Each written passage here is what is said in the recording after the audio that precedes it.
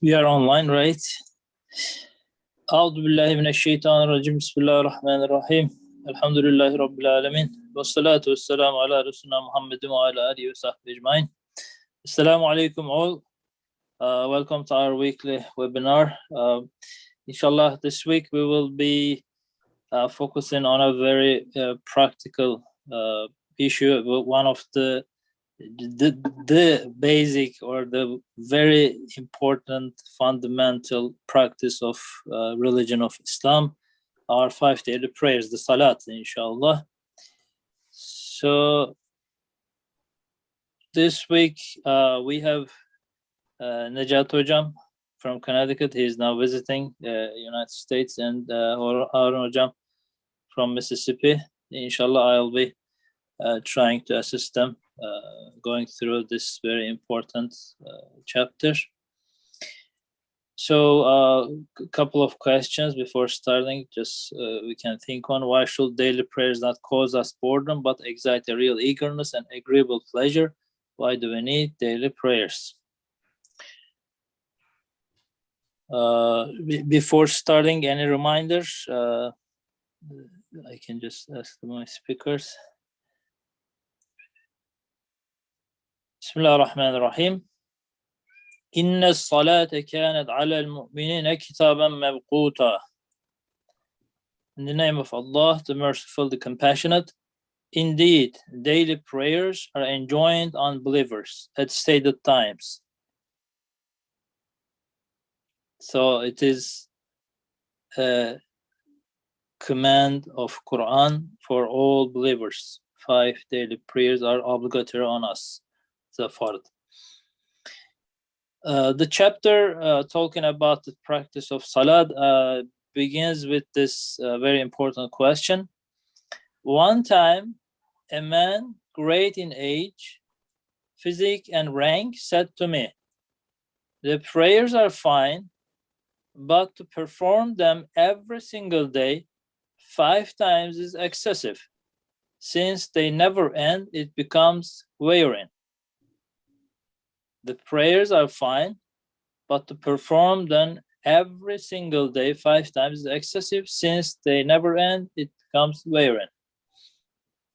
A long time after the man said these words, I listened to my soul, and I heard it say exactly the same things. I looked at it and saw that with the ear of laziness, it was receiving the same lesson from Shaitan. For the first time, it just took my attention. I want to ask the opinion of our speakers. So most of the time when we start this question, when we read a man great in age, physique, and rank said to me. So we were discussing with brothers, who is this guy, who asked this question? But more importantly, it just took my attention. He says he's great in age, physique, and rank. So I guess throughout the chapter we'll go through these things. So maybe as believers who are practicing 5 daily prayers, at certain level, at certain age, we kind of, these are also our excuses, I believe, right? So in my childhood, I was praying with my parents and used to go to masjid more often, but now I'm kind of at certain age, I have responsibilities as a grown-up man, and as a rank, I my profession maybe does not let me really practice it that much. So I guess this will be part of the question, I believe, in the following sections of the chapter. Any opinions, any words regarding this? Najat Hojam or I think if you read the next paragraph as well, maybe before the first warning, we can, because they are related, we can comment on both parts. Eternal talked about. Okay. A long time after the man said these words, I listened to my soul, and I heard it say exactly the same things. I looked at it and saw that with the ear of laziness, it was receiving the same lesson from Shaitan. Then I understood that those words were as though said in the name of all evil commanding souls, or else they had been prompted. So I said, my soul, my nafs, commands to evil, and the person who does not reform his own nafs cannot reform others, in which case I shall begin with my own nafs. I said, O nafs, listen to 5 warnings in response to those words which you uttered in compounded ignorance on the couch of idleness in the slumber of heedlessness. Another thing that just came to my mind, those of us who grow up in a religious Muslim family, most of the time the general approach is, anyways, we gotta pray. We are going to pray this salat, but we should be more focused. We should increase the value of the salat. But here, I guess, it is taking the problem from the very beginning or from the roots. So why I am praying that often? Why it is needed? Is it really necessary? I don't know. Am I approaching it in a correct way? That's what I understand from the statements. Any words up to here, or you want me to go to the next one, the warnings, or any words on the questions? Harun Hocam, if you don't have, I can make some. Necati Hocam, I'm waiting for you. I think you can make a nice introduction for us to discuss on these paragraphs. I think very important openings, though, as Baykar Abi mentions. It is very different approach, I believe, compared to tradition, and I think we need to elaborate a lot. One more question also.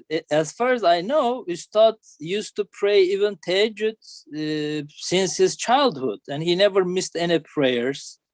But he's kind of addressing his soul, his nafs here. So the awareness that, getting tired of prayers, or, being lazy in prayers, maybe not praying it on time, right, little after, those, problems that we see in our prayers could be maybe hidden in these roots.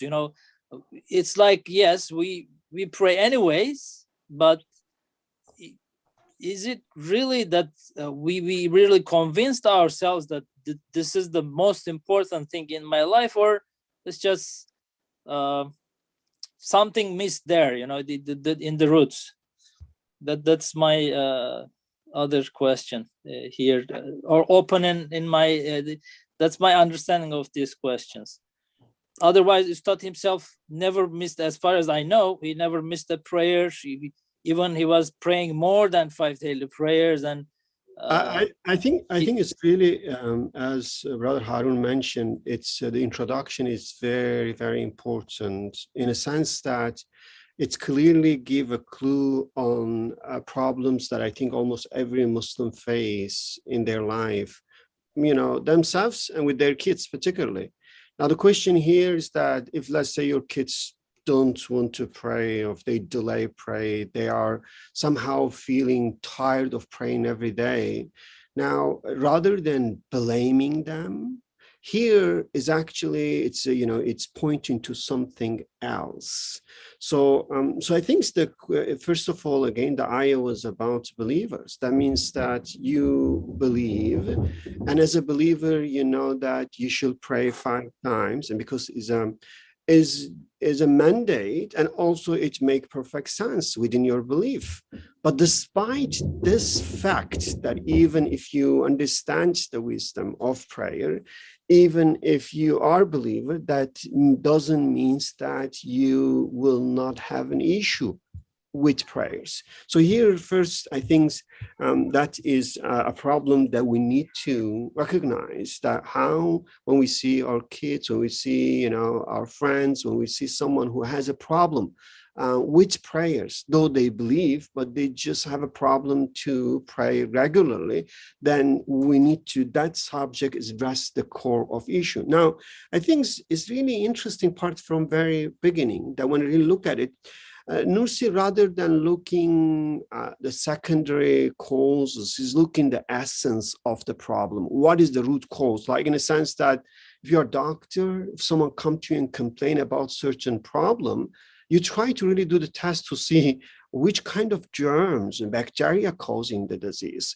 which kind of virus is the cause of the disease. Then you can write a right prescription to directly address the core cause of the problem. So in this case, I think that Nursi here is really looking at the essence.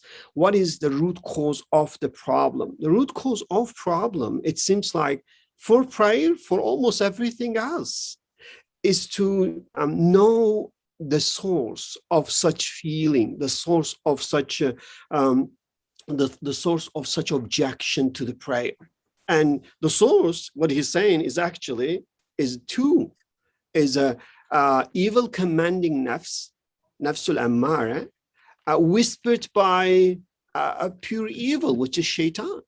So it seems like that shaitan works with the nafs and whisper to the nafs, and since everyone has nafs and has a shaitan whispering them, so he's first of all he's saying that, look, that is not, you shall not blame those who have a problem. It's not their fault.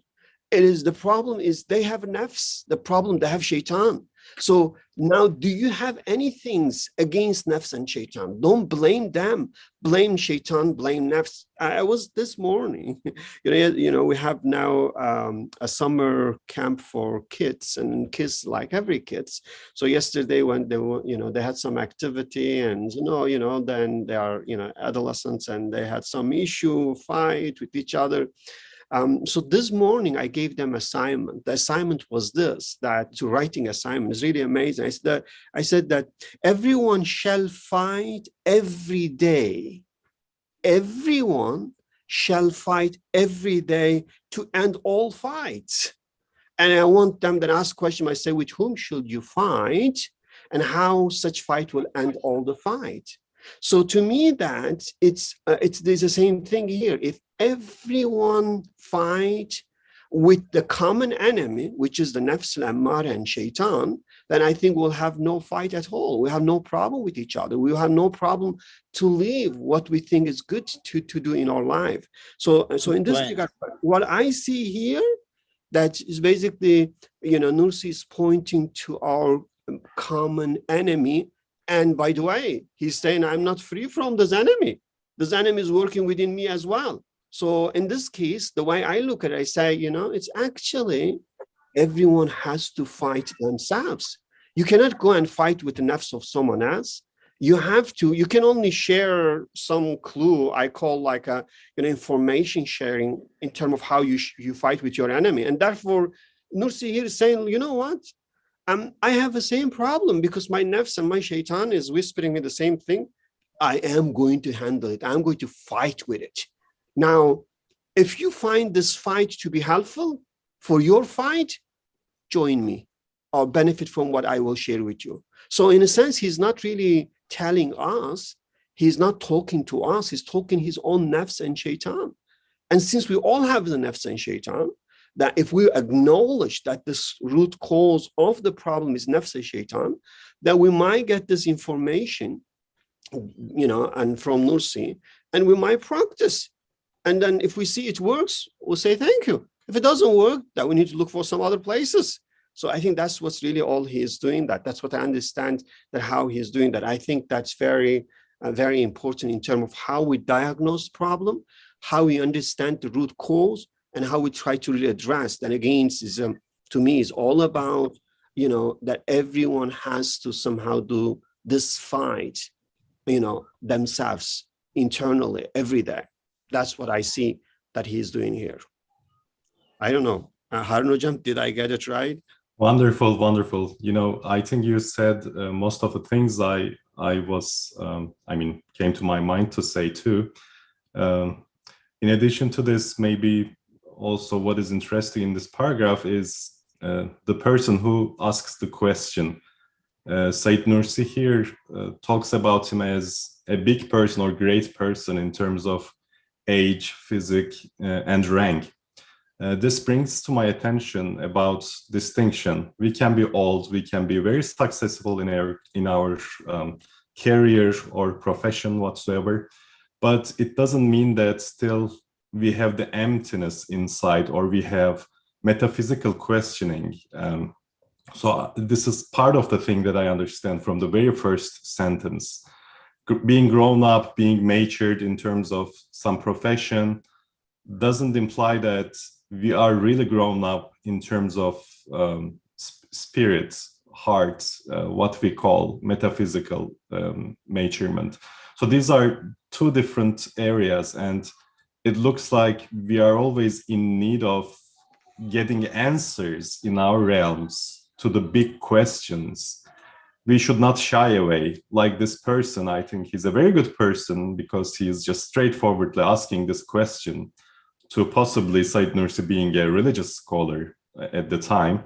So he's not shying away from asking this question. This is one thing that I see. And second thing, as you very well opened it, thanks. The level of abstraction here is amazing to me. Like a question is coming to you, you don't take the face value as per se, the question, but you are just abstracting it in a way to understand what is the core of the problem, what is the core of the question.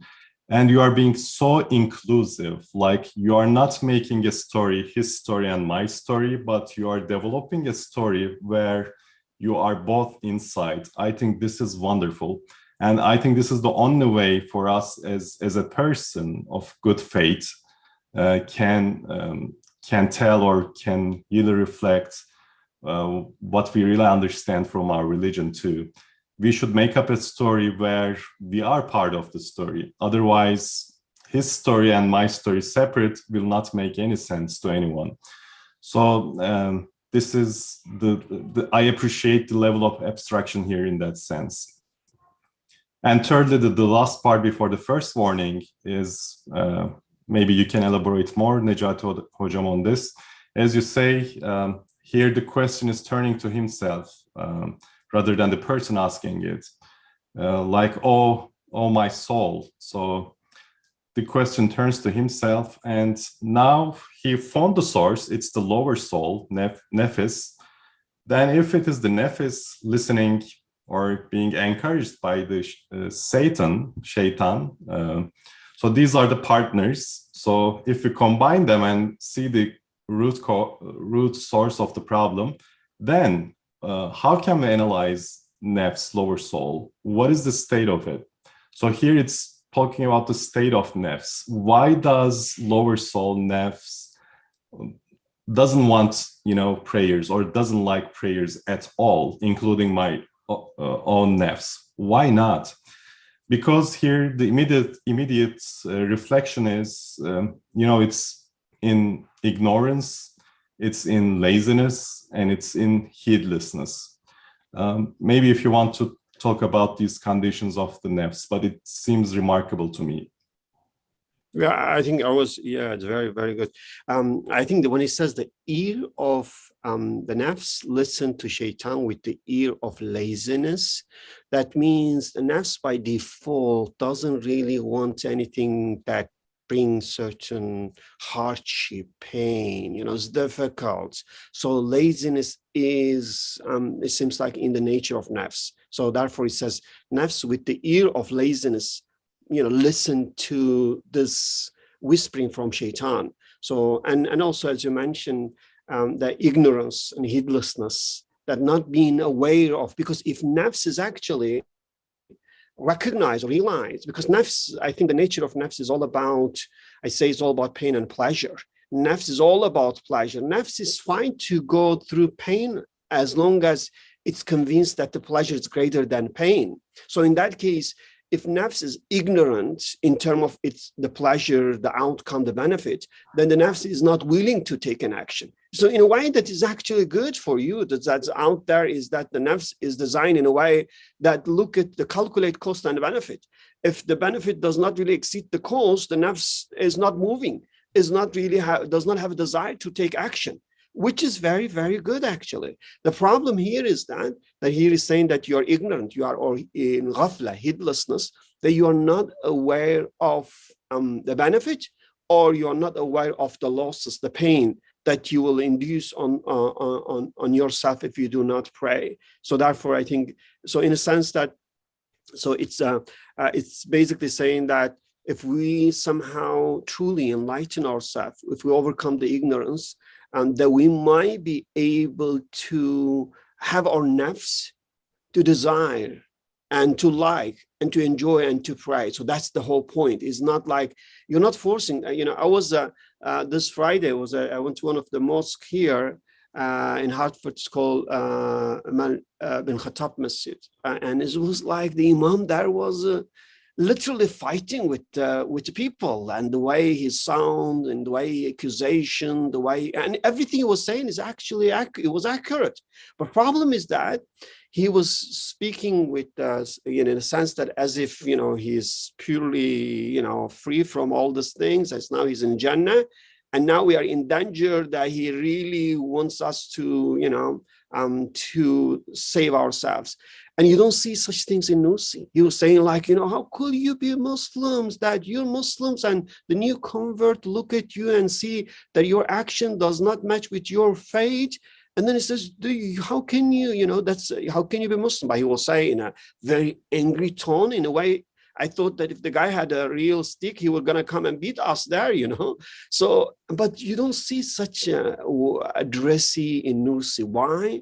Because Nursi never considered himself to, to be in a position that he is safe from all these things, and he's just now go and help the others to save them. No, he always says, until the last moment, your fight, your jihad, your struggle will continue. And actually, very interesting, he says opposite. He says that, my nafs and my shaitan is actually much more tricky than yours.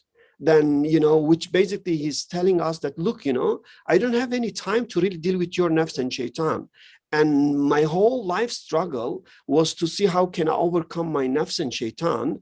But if what I did with my nafs and shaitan work for me, he says that I'm sure it could work for you as well, because your problem or your question, your challenge is much less than mine. So, and he just shared his experience with us, and he's just very genuinely telling what he did. So then the question that in this case, it's up to us individually.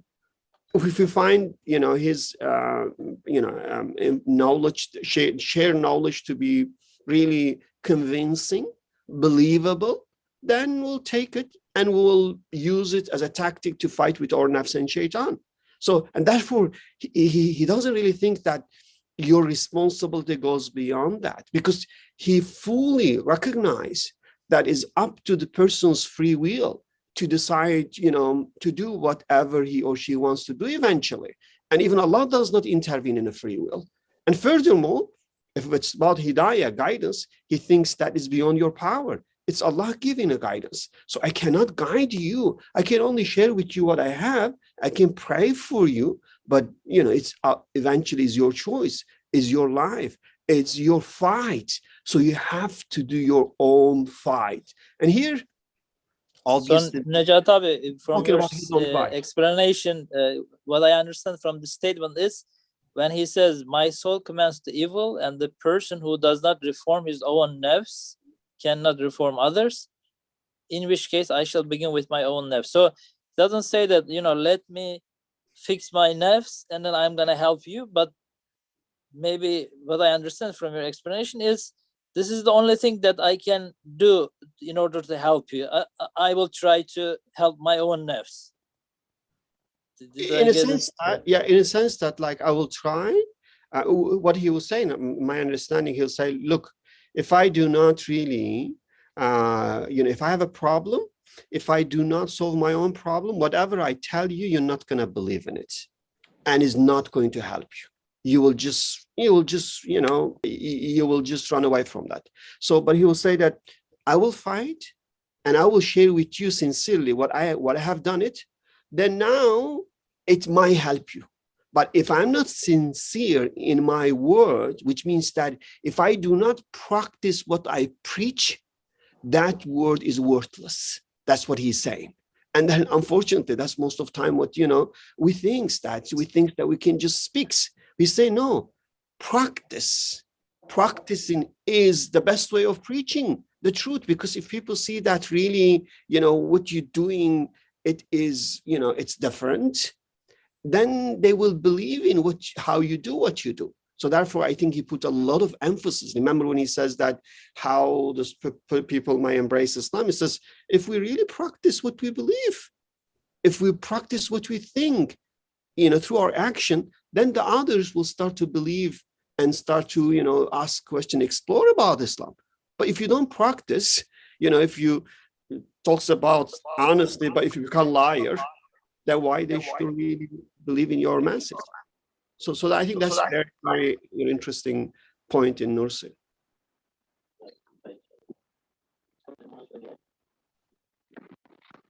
So in one way, I think it makes our job easy in a sense that it says, look, handle your own fights. Your enemy is enough for you, and your enemy is within you. Your enemy is fighting you every day to the level. It says that even if, let's say, you think you kill your nafs al-ammara, it says your nafs al-ammara will turn to nafs al-majazi, which means that there is no way for you to get rid of your nafs at all, which means the fight that you will have it internally will never be over. So handle your enemy.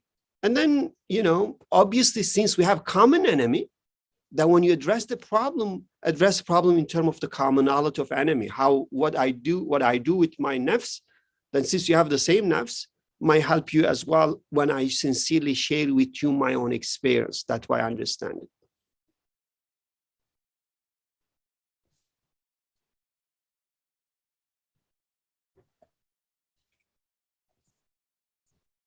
Any problem with why this quietness? Yeah, we are waiting for Baykar, if you want to move on. I think maybe we lost him.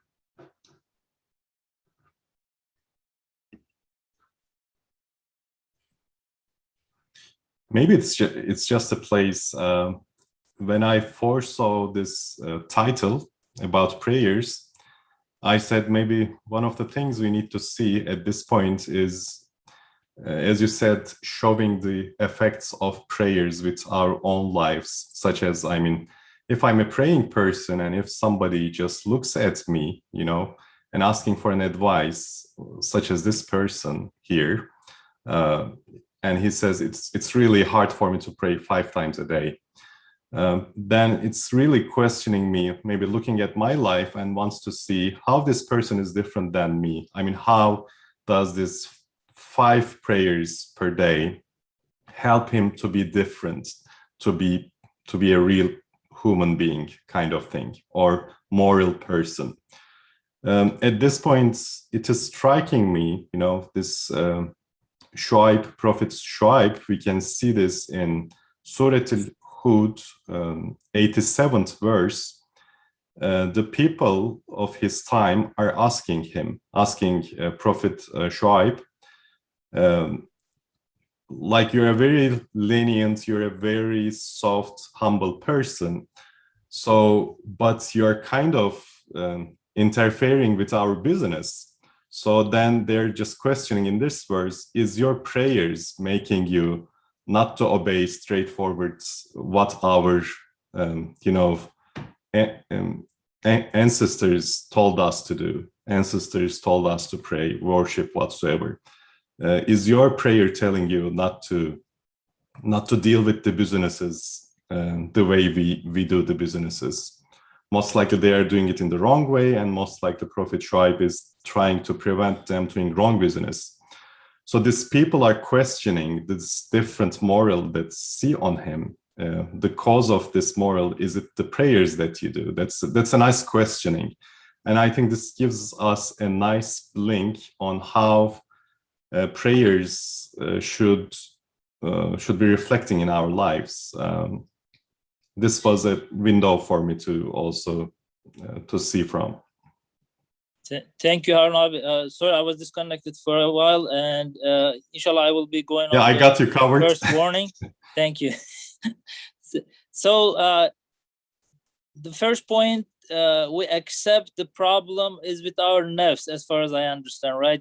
Otherwise, Ustad focuses on the prayers in many other chapters, explaining how it's essential, what's the meaning of each ritual, with what we're doing in the prayers, and how important it is in our daily lives. But first, maybe here we will be more focusing on the problem is not with the prayers, but the problem is with our nafs. And we'll talk about it in the comment sections, I guess. But Nejat Hocam mentioned a little bit. When our nafs really believes that there is something coming as a result, as a result of my efforts, it can take a lot of burden, actually. It's not that lazy all the time. So if we can solve this problem with our own nafs, maybe it will be also very helpful to us, as far as I understand. First warning. One more point, perhaps, before we go to move. I think it also shows that we, let's say, as a parents, as a friend, that we need to really give answer to others, to our kids, if they have problem with prayer, first and foremost through our own prayers, before talking to them even, which means that we need to really practice in a way that when they see the way we pray, they see the khushu that we have in our prayer, the pleasure that we receive it, that itself should actually make them to think. I think that is very, very important, which means that if we see our kids are not really praying, then we need to look at our prayer first. Do I do properly? Do I really, pray with khushu? Do I pray, in a way that when they look at me, they will see that that's something they should do it as well. I think that's what I learned. I kind of get it from this introduction as well. First warning. Oh, my wretched soul, is your life eternal? I wonder. Have you any incontrovertible document to show that you will live to next year or even to tomorrow? What causes your boredom is that you fancy you shall live forever. You complain as though you will remain in this world to enjoy yourself forever. If you had understood that your life is brief and that it is departing fruitlessly, to spend 1 hour out of the 24 on a fine, agreeable, easy, and merciful act of service, which is a means of gaining the true happiness of eternal life, surely would not cause you boredom, but excite a real eagerness and agreeable pleasure.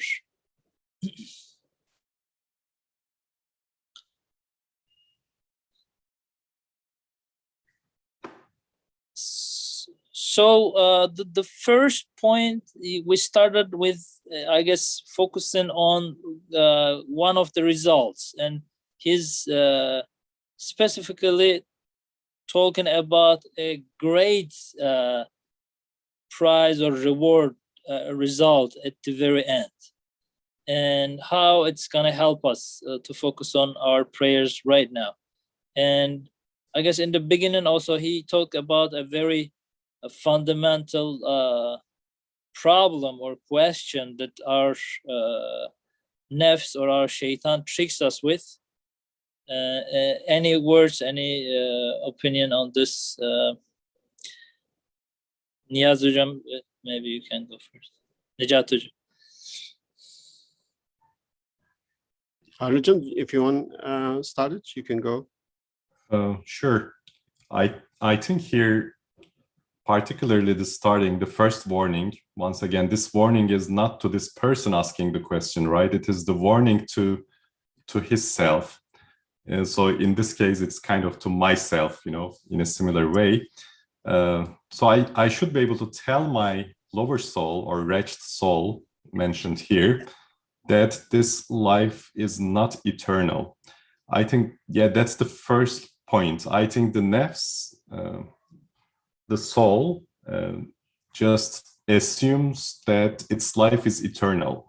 So when you assume that the life is eternal, then of course, in this span of eternity, you will be praying 5 times a day, every day, through eternity.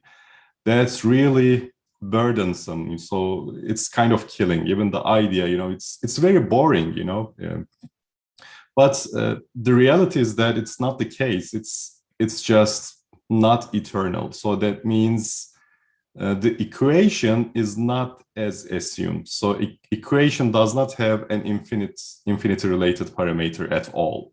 So it is very short life, and in this short life, even my own life can be shortened much more, based on the average. That means I have no guarantee to live even to the next year or even to tomorrow. Even we can make it today, next hour.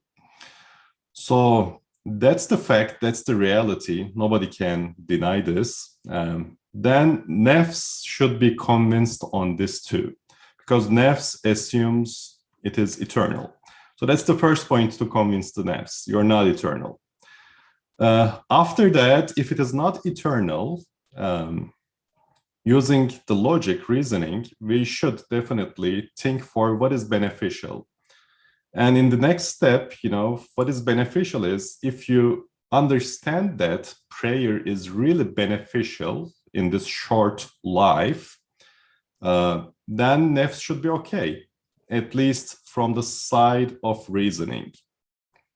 Maybe the nafs, the soul, will not be okay in terms of feeling. Still, maybe he will feel bored whatsoever, but it doesn't matter. Because by the reasoning, because we can think of all faculties of a person as integrated, there will be some part of our feelings which are not satisfied, but our main faculties, heart and reason, if we say, once they are convinced, that's the human part of ours, right? So the human part of ours will be satisfied. Then the small wordings of nafs will be somehow it will not disturb at all. So I think that's how he approaches here. He just convinces by his reasoning the very human side of his, so that the soul will be somehow tamed, in a way. That's how I see in this paragraph. What do you say, Necati Hocam?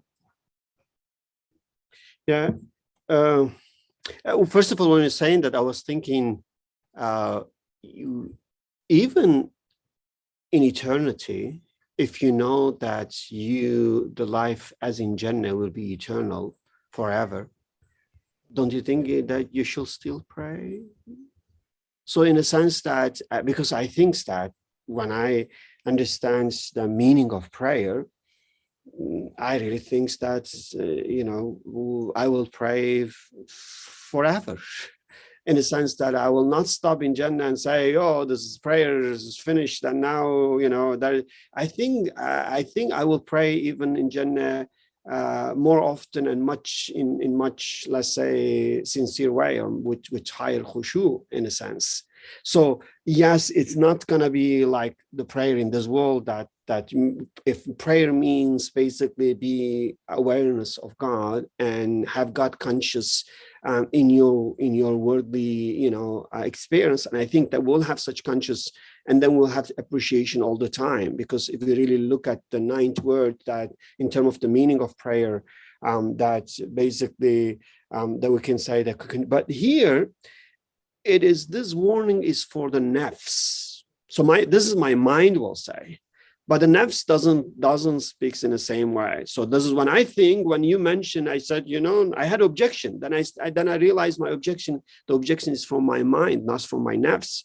For the nafs point of view, it seems like he's saying that, yes, you think something, you look at some things that, last forever and you get tired of it.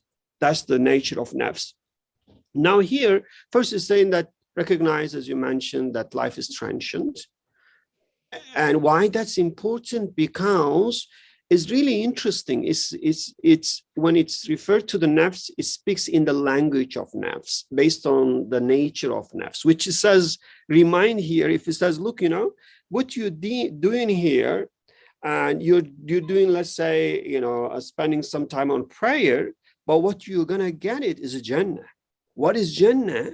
Oh, Jannah for nafs is absolute dream. It's some things that is, I don't know, it's like for nafs, that is, nafs will truly want that. Here is reminding the Jannah, it says, look, you are going to only spend 1 out of 24 hours. And then as a result of this, that you're going to get all kind of pleasure, all kind of fun, all kind of happiness, all kind of pain-free joy in Jannah. Now, the best deal you can find out there. Exactly. 2 for free, one get 1, get 3 for free. Not that one get 1 and you get eternal for free. When we organized this program for kids, they have to learn. And first we announced the day, we didn't get that much demand. Then second, we changed the date and include the Six Flags as one day. Oh, suddenly we saw a great enthusiasm. So why? Nice. Because in a sense, that's basically, that was attractive for their nafs. They really like to have that. So here you can see the same things in saying that, look, what you're doing, you avoid prayer because it's a burden for you, but thinks about the benefit, thinks about the outcome, thinks about the pleasure that you're going to get it for eternity in Jannah. So, and that's, I think, like speaking with the nafs in the language of the nafs, that nafs can understand it and can make sense of it, can relate it. So therefore, I really, then when he says that once you get this point, it says, rather than boredom, you're going to have a real eagerness and you will receive pleasure in doing that. So, and I think that is, again, everyone can see this in their nafs, which basically means that, so here you don't blame, you try to understand, and then you try to really, offer solution based on the true cause of the problem. If the problem is nafs, if nafs is essentially, pleasure seeking and pain avoiding nature, has such nature, then now you need to present the argument to the nafs based on this such nature. You cannot ignore that. That's just part of the nature, but just the nature of the nafs. So I think that is, therefore, I find this warning to be very convincing to my nafs. I don't know, my nafs really, when it, it's take it personally, it agrees. I don't know others, but my nafs does agree and does become happy once you realize that, there's little pain is nothing when you think about this enormous pleasure coming as a result of this, little hardship. And Necati Hocam, this short-sighted state of nafs also here, I mean, based on what you say, it's kind of, nafs is ready to take whatever here right now, and nafs is eager to get pleasure from what is readily available. Very short-sighted. So, there are other comparisons in Risale-i Nur where it is stated, nafs does not take a very big reward, which will be coming later. Instead, nafs prefers something very immediate, even if it is very little compared to the other one. So this short-sightedness needs to be addressed. So here, maybe it is because of this, there is this numbers ratios, like 1 hour out of 24 hours. So it's kind of you're bargaining with your nafs. Just take a look at it, take your immediate, rewards that you're asking for. Just use this pain of 1 hour, and this short-sightedness works in pain too. So nafs is not okay to get pain immediately in the same way, but you're approaching in a way that, okay, you are going to get very little bit of pain, but your gain will be much higher in a way, using this eternity reward in terms of, compromising from this 1 hour a day. So kind of trying to bargain in a very tight or conservative way here because of the short-sightedness of nafs.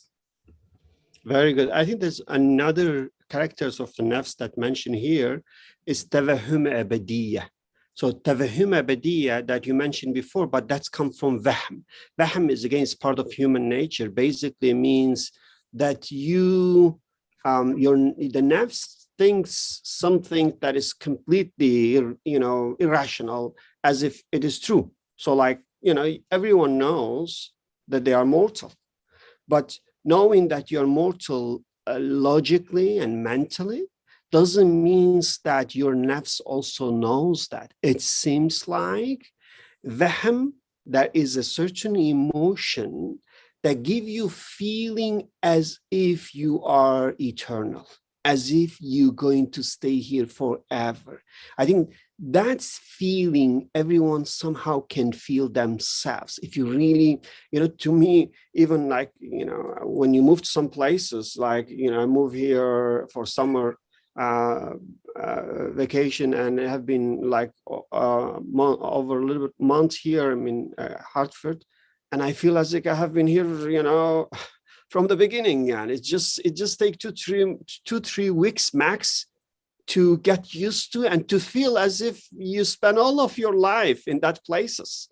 So, and I think that feeling is true for our, again, experience in this world as well. We feel as if we have been here from the beginning and we're going to be here forever. We know mentally, logically, that's not true, but the feeling is something else. And I think he's pointing this nature of nafs, which takes the lessons or hear from wahm. That's another, subtle faculty that human has, and sees this wahm work with nafs and give the nafs such feeling. And the nafs is now thinks, okay, I'm here forever. And that's the reason I think when the Prophet, peace be upon him, recommend us that we should remember that very often. That's basically because we have such nature. We can easily live in a complete denial of this absolute fact. Now imagine that, if you are, let's say diagnosed with the cancer that you're told you're going to die within a month or 2 or 3 months, I don't think you will feel the prayer as a burden.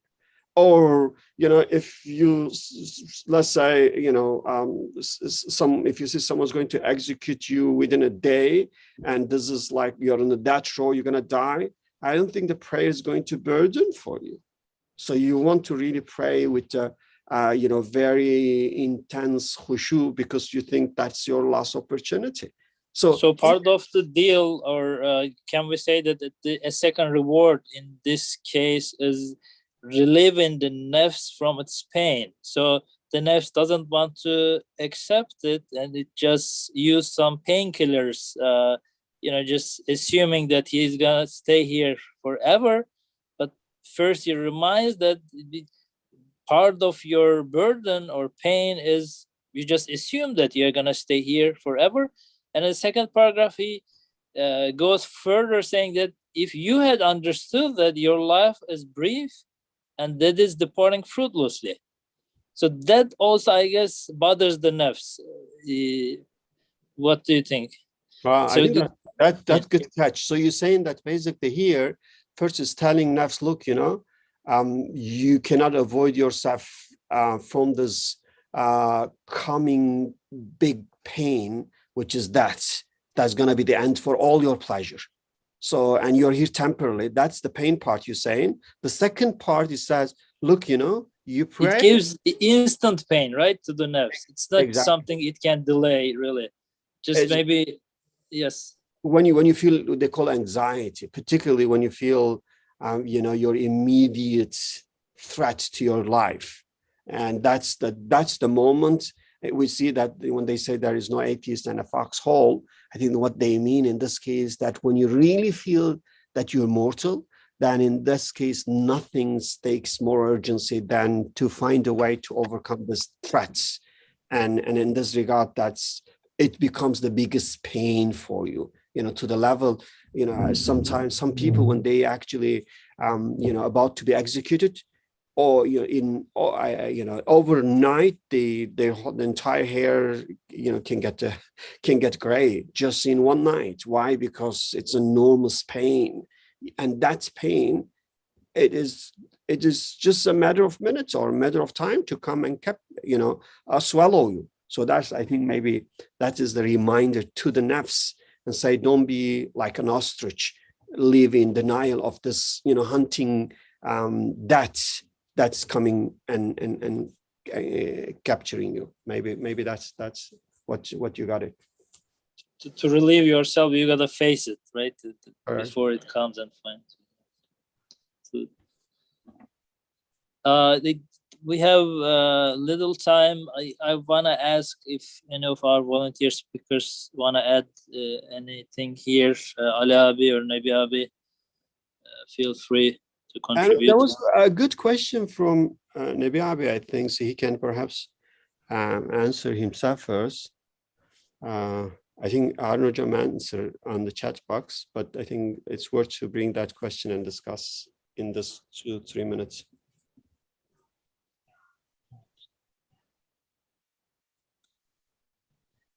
If Nabi Hocam, would you like to discuss your questions and share your questions? We can read his question. Can anyone say that he trained his soul? If not, how can he start to convey any Islamic message to the others? Yeah, this was a question from me to the speakers. I want to learn this. Since anybody, if anybody is trying to convey some message to make dawah, but there is a statement here that it says, if anybody cannot reform himself, cannot reform the others. If we think in this context, should we say that, okay, I will reform me first, then afterwards I will try to reform the others. But how can, I think nobody can say that I reform myself. Nobody can say that I trained my soul. Then how can we make a reconciliation? If I say that, it means I didn't, right? If I say that I reformed, it means I didn't. That means that I couldn't reform myself. Yes. Yeah. Yes. Yeah. I think we can think in terms of the enemy metaphors. And imagine that, let's say we have enemy capturing the land, and then have the soldier, and the enemy send the soldier to each houses and fighting. And we have now, we find a soldier coming to our house, we're fighting with our soldiers, but we know that killing that soldier alone is not going to solve the problem. So in this case, in one way, we have immediate responsibility to fight with our soldier. But meanwhile, if we have a way to actually communicate with others, we will share with them and say, this is what I got it, and what I did with the enemy here. Try with your enemy as well, because we have a common enemy. And because that if you weaken your enemy, and that will be helpful for me as well, because my enemy is getting support from you. They're working together. There is a collective, cooperation between those enemies in terms of all nufus ammara. And in that case, that I cannot come and fight it at your house because the enemy here surrounded me. I'm fighting, but I can actually have information sharing with you. My only help with you is that I can tell you what I am doing and what it doesn't work, that perhaps you can use with your enemies. And since my enemy and your enemy is always, helping each other, And in that way, we are helping each other as well. That's what I see that. Because I don't see that you can ever see yourself in a position that you are enemy free and you are basically done with your enemy. Then now you go to your neighbor, try to fight them. First of all, I think you're not allowed to enter the realm of your neighbor, because it's just forbidden for you, because everyone has to do their own fight, it seems like. So the only thing that I understand that you can just share with them. And otherwise, you just, if you share and if they don't listen, as Nursi did it, you just cry for them. You just feel sorry for them. You just make dua to Allah that they will listen to what you did and what you shared with them. That's all you could do. And therefore, I think when the mission of the Prophet is just tabligh, I see, you can help. And look, the Prophet, peace be upon him, he couldn't help his uncle. You couldn't do that. It's beyond your power. So, and look, the Prophet Ibrahim, he couldn't help his father. So you can't, because it's beyond, it's not within your ability. So I think that is, again, in one way, make easy for us to say, fight your own war. Try to really have jihad within yourself. That's why I was saying, other day with some friend, I said, I'm going to go and declare jihad. I said, oh, don't use this word. It's dangerous word. I said, yeah, I really want to declare jihad. But I want to tell everyone, and everyone has to have their own jihad. So jihad means that you need to really fight internally. The enemy is within you, and there is no single individual could claim that I'm free from enemy. And no single individual can say, I'm done with my enemy. So in this regard, if that's the fact, I think, and that we need to really, and therefore my argument is, I was really thinking that, will that be possible to have a world without any war? And my answer is, it's only possible if everyone engage in fight with their own nafs and shaitan. Then there will be absolutely no problem out there. But since the nafs and shaitan, they communicate with each other, they, particularly through the shaitan, I think, they share the same tactics toward us.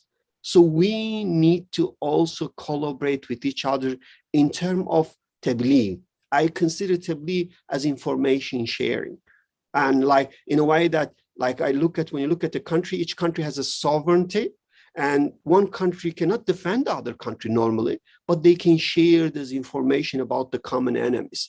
They say, here's what I know, here's what you could do about that. I think we as a human being, as a humanity, we have common enemies. And we have responsibility to share with each other what works, what doesn't work. And that's what I think we could do. So we can maybe wrap up saying that it's an ongoing adventure, it's an ongoing struggle that will continue until the end of life. To first of all, develop our own ruh, spirit, soul, nafs, and devices. So, and then this is the best way to cooperate with the others in a way, helping each other. Otherwise, it's not a point that just we get rich there and then now we are at a point to assist others. It's kind of there's stations in it, and that's maybe ongoing stations. We can, the more we can go better, the more we can help each other. Maybe if we try to help the others, it may also help to improve ourselves. Mm-hmm. Exactly. But always, I think, even when we try to help others, we should always help ourselves first and foremost. In a sense that, let's say, we're going to talk about the prayer to people with things that, I pray properly, then now how can I give a lesson to other people that they can pray as well? And I think even at that time, as Nursi did it, we should think that, no matter how much we think we are doing good in our prayer, still there is a room and still there is nafs and shaitan that preventing such, excellence in our prayer. That means we have a problem as well. That means that when we share with others, we first need to address our own nafs. That's what I see, which means that always we need to help ourselves. Even when we try to help others, we should help ourselves, because helping others is only possible when we somehow help ourselves. Thank you so much, Nejat abi. Any final remarks that, or just opinions to wrap up or add before we close? We are at the end of time. Maybe in terms of story analogy, if we want to give a message, I mean, this is still discussing on Brother Nabi's question. If we want to give a message, we should be part of the story. This is what I understand. If I'm not part of the story, my message will not be taken or will not be appreciated. Thank you. Arnav, can you also make a dua to just close? I think you are better than me, or Necati Hocam. Please go ahead. Look, Hocam, you can do it, inshallah. اللهم لا تخرجنا من الدنيا إلا مع الشهادة والإيمان اللهم صل وسلم على من قال الصلاة عماد الدين وعلى آله وصحبه أجمعين سبحانك لا علم لنا إلا ما علمتنا إنك أنت العليم الحكيم وآخر دعوانا الحمد لله رب العالمين الفاتحة.